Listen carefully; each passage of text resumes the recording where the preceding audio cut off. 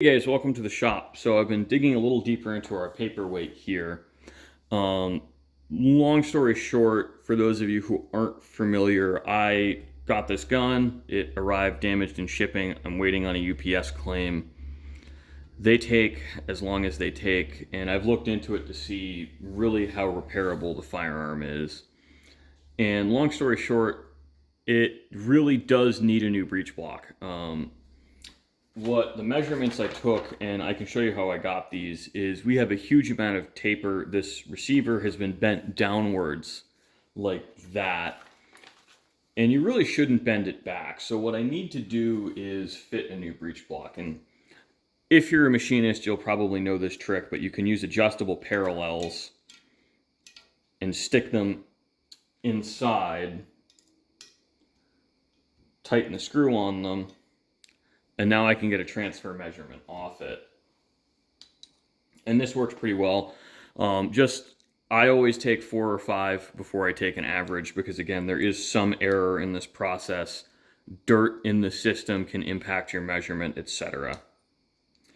I really don't know of a better way to take measurements in this situation. So be it. So yeah, we're kind of in a bad way here. I don't know what the next logical step is for this. Uh, what's going to happen is I'm planning on just reassembling the firearm, and I will have it set up as a wall hanger, and it won't go up for sale.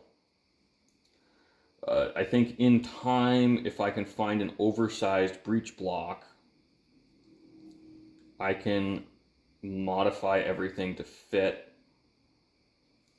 and bring the firearm back in service.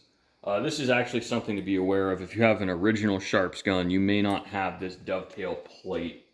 This dovetail plate is pretty important, because if you have your firing pin break, it doesn't come flying back straight into your eye. So that's what this plate I'm reinstalling is. That keeps the firing pin from hitting you in the face.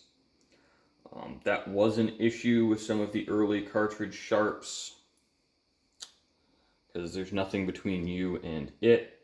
This also stops any gas leakage from hitting you in the face. I'll put it to you this way. That's a feature I really like to have, because I really don't like things hitting me in the face. Let me just sanity check myself. Yeah. That is how this is reassembled. Because, guys, I can't tell you how many times I've put something together and realized I've done it backwards, especially on camera, and I've had to re-record things. But we do have excessive headspace in this gun. I don't think the breech block was fit terribly well from the factory, in all honesty. You know, this had 3/1000ths above minimum from the factory in a receiver design that, in all honesty, likes to stretch. So I don't know how I feel about that, other than we're talking about it and addressing the issue. Whereas, excuse me for a moment.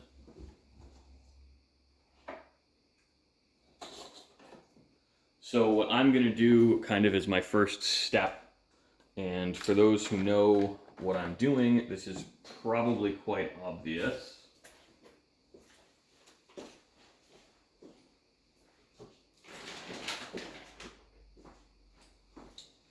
Excuse me, I am back.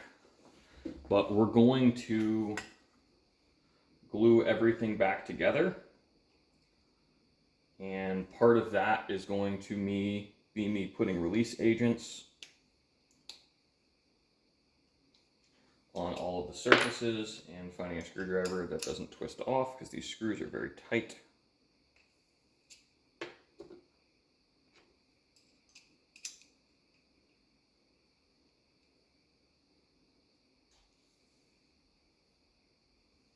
Well, that's rusted in place. That would explain why I damaged the screw head.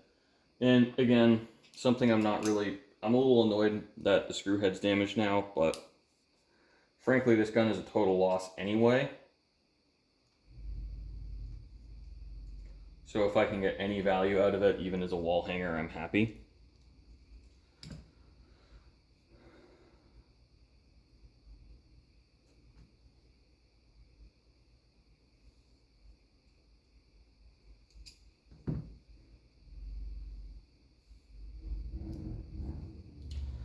We're taking this apart, and one of the first steps in a process like this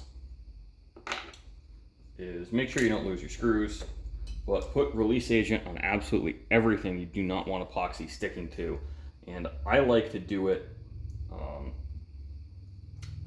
a few hours before I even start to work on reassembling the firearm, because I don't know what it is. This release agent is the stuff I have left over from using ProBed 2000. This stuff works a lot better if it dries, and I haven't read the instructions in so long, to be honest with you. I don't know if they even tell you that it should dry, but I like to put a heat gun on it. And when I put a heat gun on it, what will happen is it melts, and there's no brush strokes when you pull the epoxy out. And I put it on the exposed metal surfaces too, so any squeeze out that I miss does not stick. And if you're not sure you put enough on, just keep putting it on.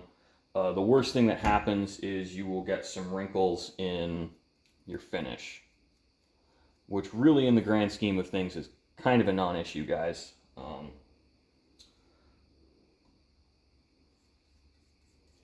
I don't really worry about such things. You know, brush strokes and wrinkles in the epoxy has no functional impact, and most customers don't take their guns out of their stock. They're mostly concerned with wood to metal fit when the stock is in place and accuracy. So the guy spending $8,000 or $10,000 on a rifle, yeah, they don't want to see wrinkles, but I think the majority of my customers don't seem to care. So we just work it in there. And again, just be generous and liberal, because it's a huge headache, and I mean huge, if you accidentally glue your gun into the stock.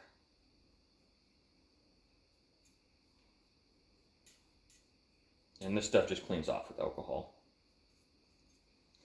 So I really like the very generous coating of release agent. Since I opened my shop here, I've only had one gun where I had issues with things adhering to the stock, and that stock, I blew the side out of it. So I was pretty careful before that, but I've gotten even more careful after that.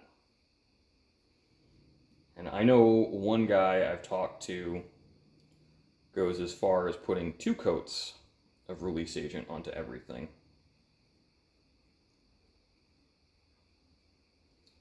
I don't think that's strictly necessary. I think 1 liberal coat is sufficient. But one thing I thought about doing is I can file and get these sides more or less parallel, and I can shim the breech block as a temporary thing. What I think I'll do is actually convert this guy and just stick a 22 adapter in it. That's probably going to be one of the best,